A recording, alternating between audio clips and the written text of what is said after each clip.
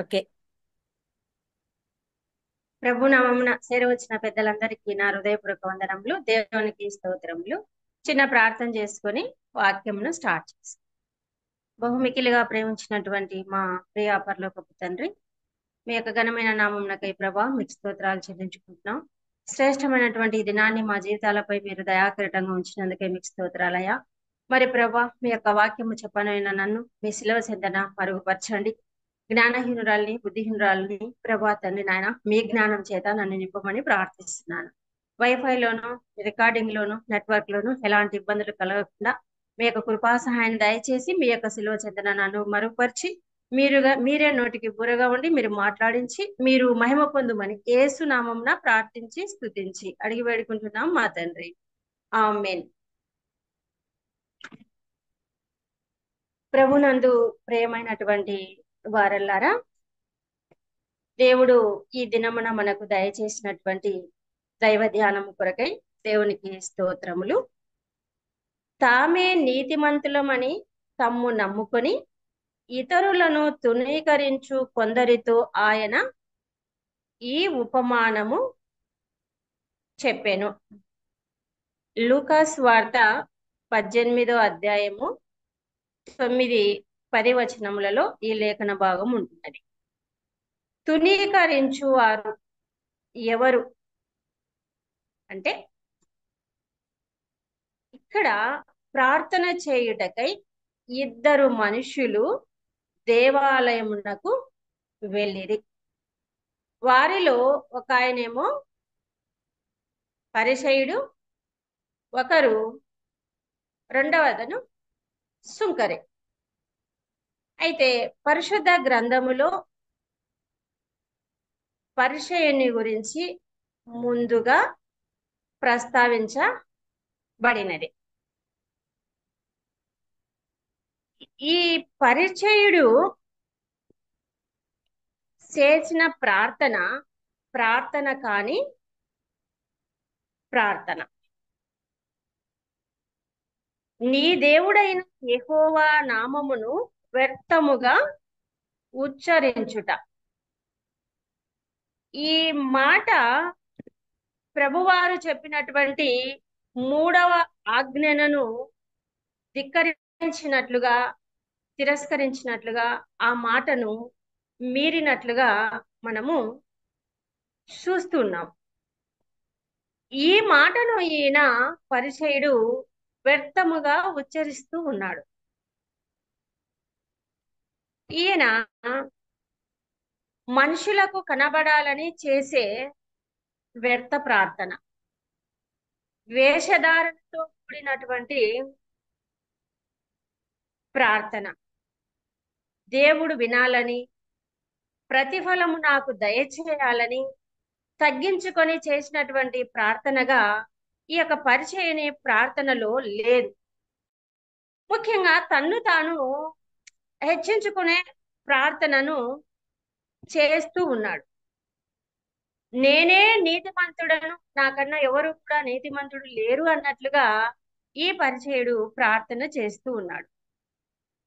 ఏలయనగా వారు దేవుని నీతిని ఎరగక తన స్వనీతిని స్థాపింపబూనుకొనుచు దేవుని నీతికి లోబడ లేదు.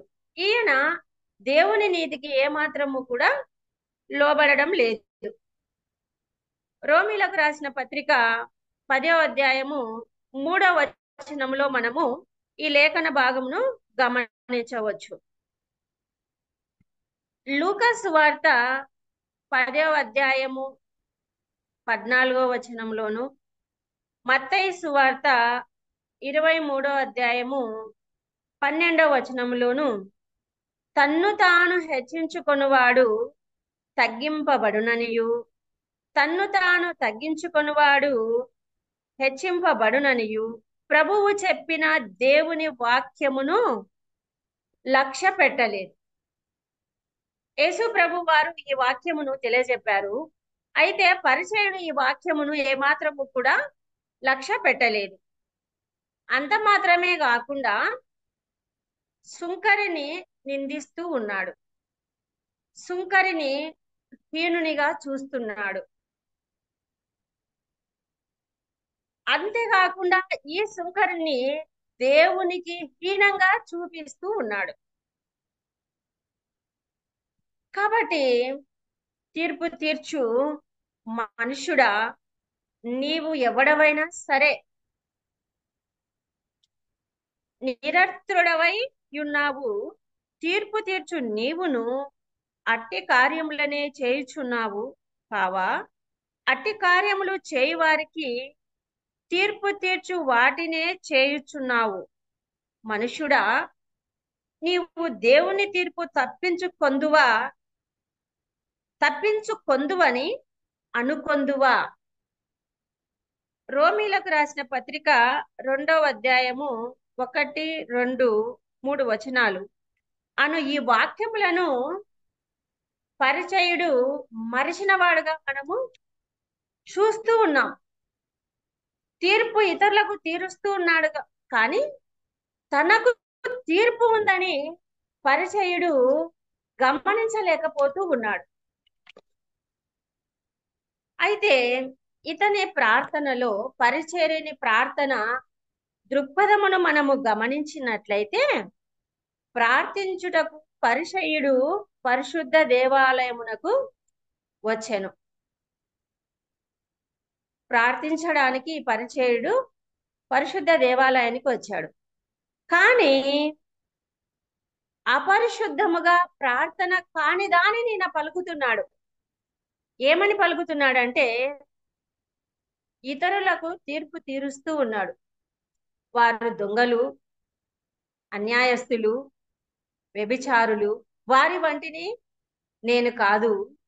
అంతేకాకుండా ఈ సుంకర లాంటి వాణిని నేను కాదు అని చెప్తున్నాడు. అయితే తీర్పు తీర్చేది దేవుడని ఇతడు గమనమునకు తెచ్చుకోలేదు. ఇతరుల లోపాలని ఎత్తి చూపిస్తూ ప్రార్థన చేస్తున్నాడు, కానీ తన ఆంతర్యములో ఉన్నటువంటి లోపాన్ని గమనించడం లేదు. వ్యక్తిగత జీవితాన్ని అసలే పరీక్షించుకోవడం లేదు. అంతేకాకుండా ఏమంటున్నాడు, వారానికి నేను 2 సార్లు ఉపవాసం చేస్తున్నానని చెప్తున్నాడు. దేవుడు అంటున్నాడు, నీవు ఉపవాసము చేసేది ఇతరులకు కనిపించకూడదు, దేవునికి మాత్రమే తెలియాలి అని చెప్తూ ఉన్నాడు. కానీ ఇతడు మాత్రము బహిరంగంగా చెప్పుకుంటూ ఉన్నాడు. అంత మాత్రమే కాకుండా నా సంపాదనను మరి 10వ భాగాన్ని నీకు ఇస్తున్నాను అని చెప్తున్నాడు. ఇక్కడ మనకు ధనవంతుడు జ్ఞాపకం వస్తున్నాడు. ధనవంతుడు కూడా లూకా సువార్త 16వ అధ్యాయము 19వ వచనంలో ఆయన ఊదారంగు వస్త్రములను వేసుకొని తను మరి గర్వపడుతూ మాట్లాడుతున్నట్లుగా తన ప్రాణముతో చెప్పుకుంటున్నట్లుగా మనము చూస్తుంటున్నాం. మరి ధనవంతుని లక్షణం ఈ పరిచయనిలో కనిపిస్తూ ఉన్నది. మరి నా సంపాదన అంటున్నాడు. ఈ సంపాదన అంతా కూడా నా దేవుడిచ్చాడు అని మరి జ్ఞాపకము చేసుకోవడం లేదు. నేను కష్టపడినాను, ఇది నాది నాది అంటే నా అనే గర్వాన్ని ఇతడు వెళ్ళబుచ్చుతూ ఉన్నాడు. అదే విధంగా ధనవంతుడు కూడా మరి లాజరు విషయంలో అదే విధంగా చూపించిన వాడుగా ఉన్నాడు. మరి 10వ భాగం అంటే ఆ 10వ భాగము ఎవరిది? దేవుని సొమ్ము, దేవునికి ఇవ్వవలసినటువంటిది. మలాకి గ్రంథము మరి 3వ అధ్యాయము 10వ వచనంలో మనము చూడగలం. ఎంతసేపు ఉన్నా తన గొప్పతనాన్ని మాత్రమే చూపించుకుంటూ ఉన్నాడు. డంబపు మాటలు మాట్లాడుతున్నాడు, ఆచారమును గురించి మాట్లాడుతున్నాడు. గర్వం అతనిలో కనిపిస్తుంది. ఇతరులను కించపరుస్తూ మాట్లాడుతున్నాడు. మరి అంత మాత్రమే కాక తనను తాను హెచ్చించుకుంటూ మాట్లాడుతూ ఉన్నాడు. ఈ విధంగా అపరిశుద్ధముగా ఈయన ప్రార్థన కానిది పలికినట్లుగా మనము చూస్తున్నాము. అయితే తత్ఫలితంగా ఇతనికి వచ్చినటువంటి ప్రయోజనము ఏమిటి? ఏమొచ్చింది? ఇతనికి ఏమి కలిగింది అంటే, మరి నష్టం అనేది కలిగింది. ఏం నష్టం కలిగింది? అపార నష్టం అనేది వచ్చింది. సుంకరి వలె నీతిమంతుడుగా తీర్చబడలేదు.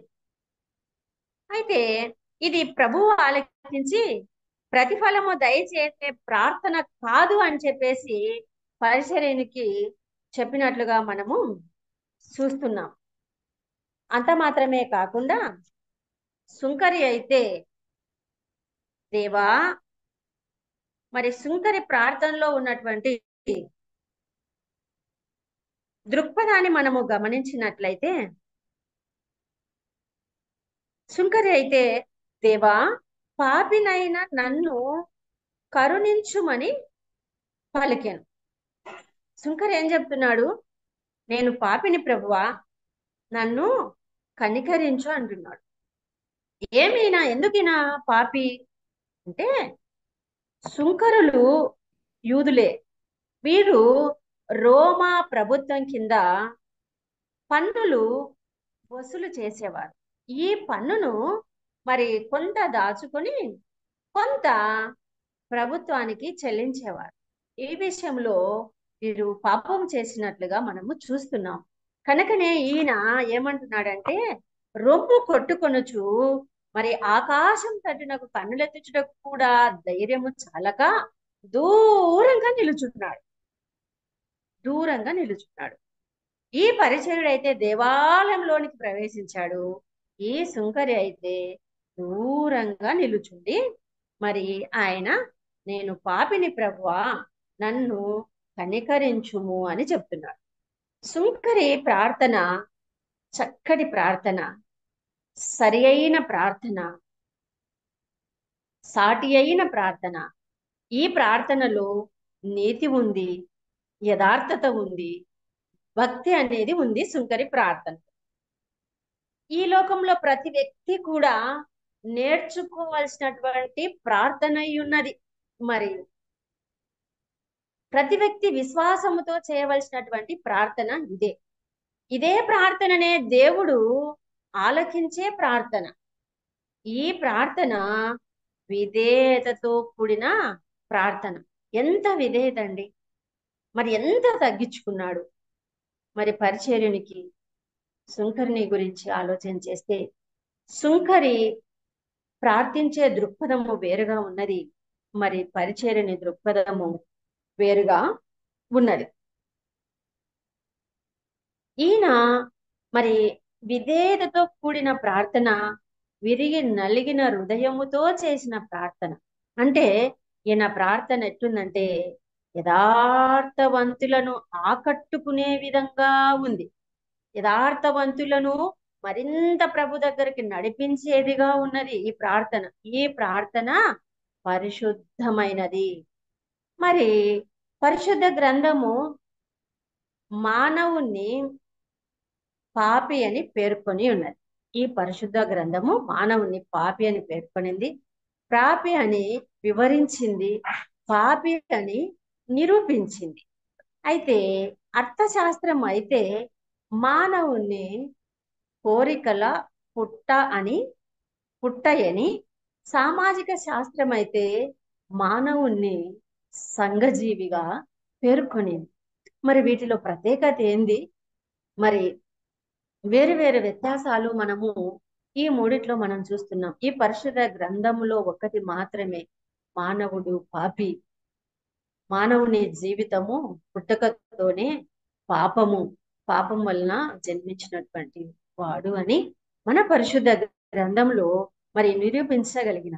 మరి సామెతలు 28వ అధ్యాయము 13వ వచనంలో తర్వాత చదువుతాం. మరి ఈ సుంకరి చేసిన మంచి పని ఇదే, తాను పాపి అని ఖచ్చితంగా ఒప్పుకొన్నాడు. మన జీవితంలో కూడా మనము మరి స్వభావ సిద్ధంగా మాటల ద్వారా, తలంపుల ద్వారా, మరి ఆయా సందర్భాలలో, మరి అంతకంటే ముఖ్యంగా మన జీవితమే, మన జన్మనే పాపంతో వచ్చినటువంటిది. కాబట్టి మనము ఖచ్చితంగా ఒప్పుకొని తీరవలసిందే అని చెప్పేసి దేవుడు మనతో మాట్లాడుతున్నాడు. మరి కీర్తన 32వ అధ్యాయము 1, 2లో మనం ఒకసారి గమనించినట్లయితే,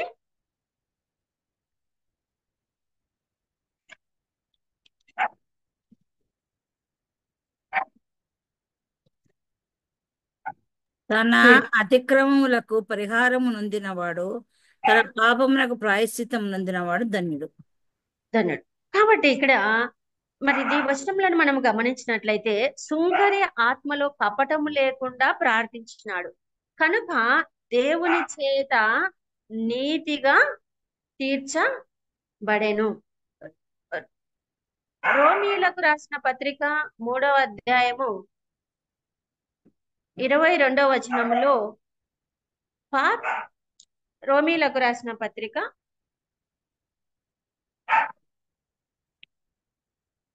3వ అధ్యాయము అది యేసుక్రీస్తునందలి విశ్వాస మూలమునదై నమ్ము వారందరికీ కలుగు దేవుని నీతి అయి ఉన్నది. ఏ భేదము లేదు, అందరూ పాపం చేసి దేవుడు అనుగ్రహించు మహిమను పొందలేకపోతున్నారు. కాబట్టి నమ్మువారు ఆయన కృపచేతనే క్రీస్తు యేసునందలి విమోచనం ద్వారా ఉచితంగా నీతిమంతులని తీర్చబడుచున్నారు. అవును, పాపి తను పాపి అని గ్రహించి తన పాపములకు లోతుగా పశ్చాత్తాపడి ప్రభు దగ్గర తన నిజస్థితిని ఒప్పుకొనిన వెలుగు సంబంధి. క్రీస్తులో నడుచుకొనువాడు, క్రీస్తుతో నడుచువాడు నీతి మంతునిగా తీర్చబడువాడని మనకు తెలియబడుతున్నది. రోజా మన నెట్వర్క్ లో ఉంది అంట. మత్తయి సువార్త 21వ అధ్యాయము 31వ వచనము. మత్తయి సువార్త 21వ అధ్యాయము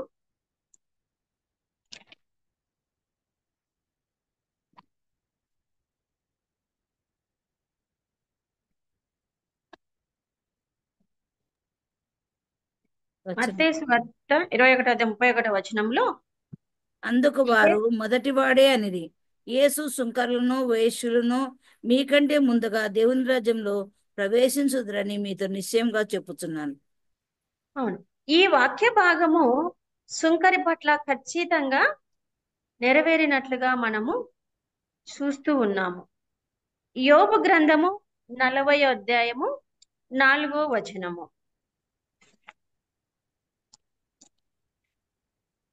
యోబు గ్రంథము 40వ అధ్యాయము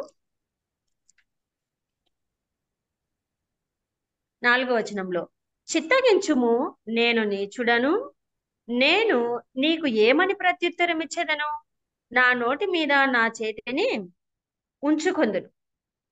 నిజంగా ఇక్కడ మరి యోబు వారి విషయంలో మనము గమనించినట్లయితే, ఆయన ఏం చేస్తున్నాడు, ఆయన చేసుకుంటా అంటే అసహించుకుంటున్నాడు. ధూళితోనూ బూడిదతోనూ పశ్చాత్తాపడినట్లుగా మనము చూస్తూ ఉన్నాము.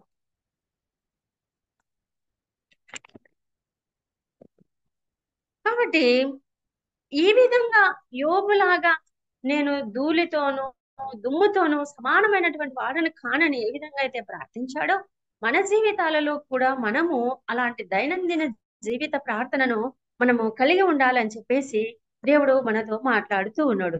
ఇక్కడ లూకా సువార్త 15వ అధ్యాయము 21వ వచనం. లూకా సువార్త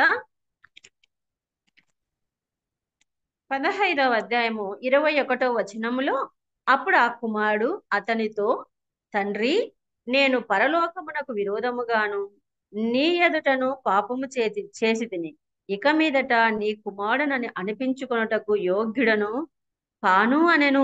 ఇక్కడ చిన్న కుమారుడు ఏం చేసినాడంటే, తండ్రి ఆస్తిలో సగభాగంతో కూడా ఇప్పించుకొని తనంత ఆస్తిని అంతటిని కూడా దుర్వ్యాపారం చేశాడు. మరి దూర ప్రాంతాలకు వెళ్ళిపోయాడు. తన శరీరాన్ని, మరి తన దేహాన్ని, ఆత్మను, సమయాన్ని అంతా కూడా మరి దుర్వ్యాపారం చేసుకు, శరీరం అంతా కూడా రుసించిపోయింది, ఆత్మ కూడా అన్నగారిపోయింది. అయితే తండ్రి ప్రేమ గుర్తొచ్చి ఏం చేసినాడు, మరలా తండ్రి దగ్గరకు తిరిగి వచ్చాడు. తండ్రి, పరలోకము నీకును విరోధముగా నేను పాపం చేసి తిని నీ కుమారుడను అనిపించుకొనకు నేను యోగ్యుడను కాను అని చెప్పి తగ్గించుకొని మరి అడుగుదామని చెప్పేసి అనుకున్నాడు, హృదయంలో వస్తూ ఉన్నాడు. అయితే మరి చిన్న కుమారుడు లాంటి తగ్గింపు కలిగినటువంటి ప్రార్థనా జీవితము మనము కలిగి ఉండాలి. అదే పెద్ద కుమారుడైతే ఏ విధంగా ఉన్నాడు? తండ్రితోనే ఉన్నాడు, సంఘంలోనే ఉన్నాడు, దేవుని మాటలు వింటూ ఉన్నాడు, మరి ఆయనతోనే ఉంటున్నాడు. కానీ ఆయన హృదయం ఎక్కడుంది? దేవునికి దూరంగా ఉంది.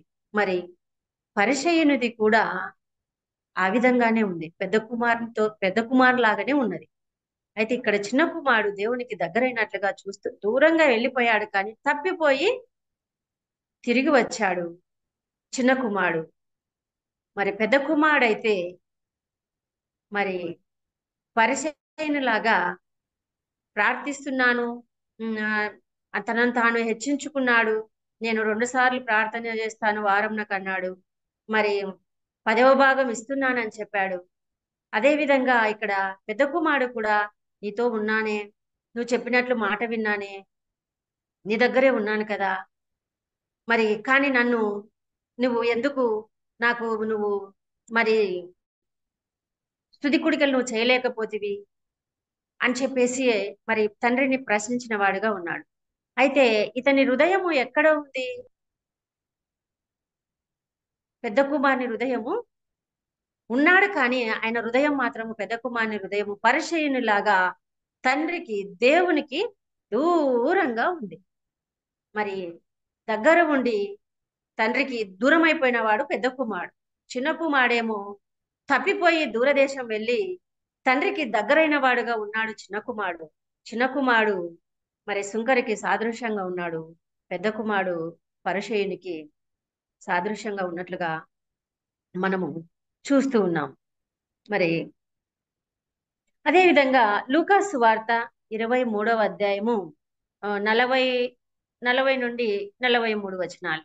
లూకాసు వార్త 23వ అధ్యాయము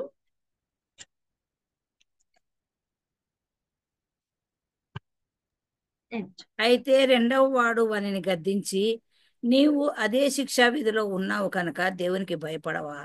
మనకైతే ఇది న్యాయమే, మనము చేసిన వాటికి తగిన ప్రతి ఫలము పొందుతున్నాము. కానీ ఈయన ఏ తప్పిదమును చేయలేదని చెప్పి ఆయనను చూచి, యేసు నీ రాజ్యంలోనికి వచ్చినప్పుడు నన్ను జ్ఞాపకం చేసుకొనుమనెను. అందుకు ఆయన వానితో, నేడు నీవు నాతో కూడా పరదైసులో ఉండు అని నిశ్చయంగా నీతో చెప్పుచున్నాను అనేను. నిజంగా శిలువ మీద ఉన్నటువంటి రెండవ దొంగ మరి ఫస్ట్ వాడు యేసు ప్రభువును మరి ఖాతరు చేయనట్లుగా, లెక్క చేయనట్లుగా, నిన్ను నీవు రక్షించుకొని నన్ను రక్షించు అంటున్నాడు ఫస్ట్ దొంగ. కానీ రెండవ దొంగ అయితే వానిని గద్దించినాడు, ఈ శిక్ష మనకు తగినదిరా, ఆయన ఈ పాపం చేయలేదు, ఆయన నా విధంగా మాట్లాడొద్దు, ఈ శిక్ష మనకు తగినది కానీ ఆయనకు సరిపోయినటువంటిది కాదని రెండవ దొంగ మొదటి వాణిని గద్దించాడు. కానీ మరి మొదటి వాడేమో, నిన్ను రక్షించుకొని నీవు దేవుడవు కదా, మమ్మల్ని కూడా రక్షించు అని చెప్పినట్లుగా చూస్తున్నాం. ఇక్కడ మొదటి దొంగ మరి పరిచయునికి సాదృశ్యం, రెండవ దొంగ సుంకరికి సాదృశ్యంగా ఉన్నట్లు మనము గమనిస్తూ ఉన్నాం. కాబట్టి ప్రభునందు ప్రేమైనటువంటి వార్లరా, ఏది ఏమైనా యథార్థ నీతి కీర్తనలు 64వ అధ్యాయము, కీర్తనలు 64వ అధ్యాయము 10వ వచనం.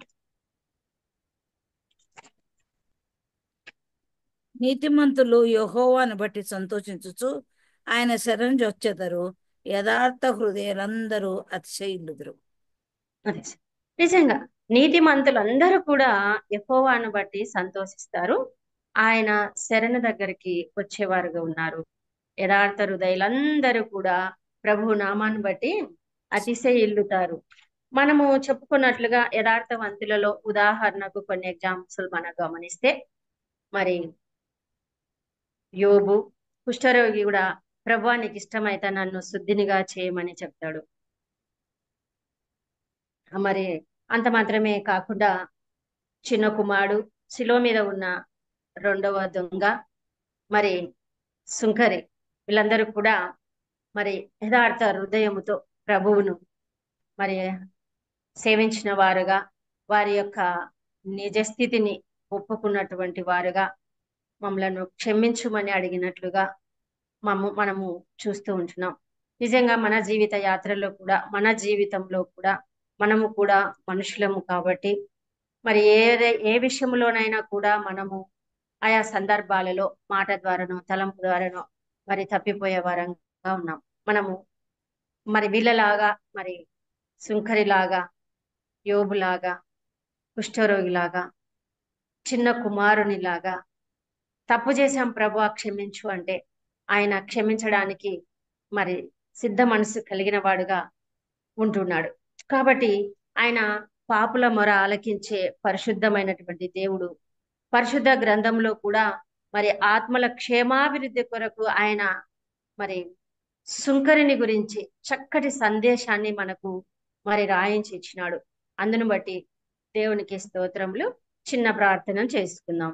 బహుమికిలిగా ప్రేమించినటువంటి మా ప్రియా పరలోకపు తండ్రి, మీ ఘనమైన నామమునకై ప్రభా మీకు స్తోత్రాలు చెల్లించుకుంటున్నాం. చెప్పబడిన లేఖన భాగంలో ఏమైనా తప్పిదములు ఉంటే దయతో క్షమించండి. మేమందరము కూడా మరి ప్రభా సుంకరి వలె పశ్చాత్తాపం కలిగి, దీన మనసు కలిగి, యథార్థంగా ప్రభా శుద్ధ హృదయం కలిగి సన్నిధికి రావడానికి మీరు ప్రోత్సహించండి. యోబులాగా, చిన్న కుమారునిలాగా, మరి కుష్ఠరోగిలాగా, మరి ప్రభా తండ్రి మిమ్మలను వేడుకున్నప్పుడు మీరు సంపూర్ణంగా మరి ప్రభా మరి యొక్క మొరలను ఆలకించిన దేవుడవు ప్రభా, మేము కూడా వేడుకున్నప్పుడు మా మొరలను ఆలకించి ప్రభా తండ్రి నాయన మమ్మలను క్షమించి మా ప్రార్థనలకు సమాధానం ఇచ్చే గొప్ప దేవుడమైనందుకే మీకు స్తోత్రాలు చెల్లించుకుంటూ, చెప్పబడినటువంటి లేఖన భాగము అనేకులకు నాయన ఆశీర్వాదకరంగా ఉండునట్లుగా దీవించి ఆశీర్వదించి మీరే మహిమ ఘనత ప్రభావములను ఆరోపించుకోమని యేసు నామంన ప్రార్థించి స్తుతించి అడిగి వేడుకుంటున్నాం మా తండ్రి.